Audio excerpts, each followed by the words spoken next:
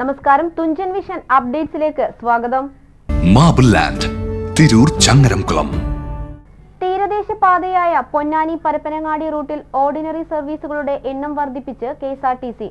പൊന്നാനി ഡിപ്പോയാണ് അധിക സർവീസ് നടത്തുന്നത്. രാവിലെ 7:40 പൊന്നാനിയിൽ നിന്നും പുറപ്പെട്ട് ചെമ്രവട്ടം, പാലം, ആലിങ്ങൽ, മംഗലം, കൂട്ടായി, ഉണ്ണിയാൽ, താനൂർ ടൗൺ, ഒട്ടുംപുറം, ഒട്ടുമ്മൽ വഴി 9:40 പരപ്പനങ്ങാടിയിൽ എത്തിച്ചേരുക. തീരദേശപാതയായ പൊന്നാനി പരപ്പനങ്ങാടി റൂട്ടിൽ ഓർഡിനറി സർവീസുകളുടെ എണ്ണം വർദ്ധിപ്പിച്ച് KSRTC. പൊന്നാനി ഡിപ്പോയാണ് അധിക സർവീസ് നടത്തുന്നത്.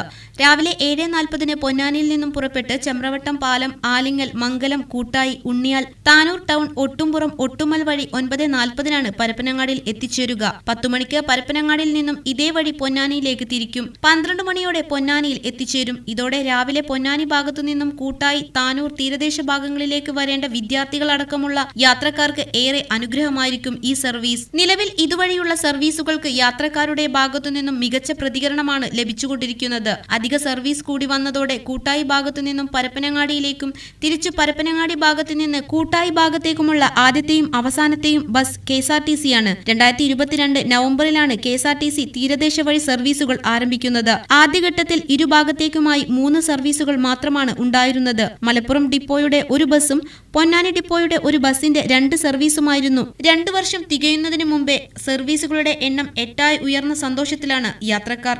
TVN news, Tirur.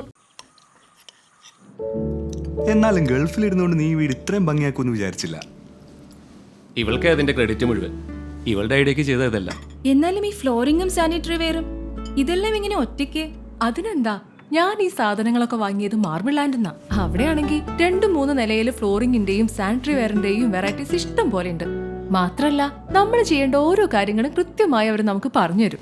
Marble land, Tirur Changaramkulam.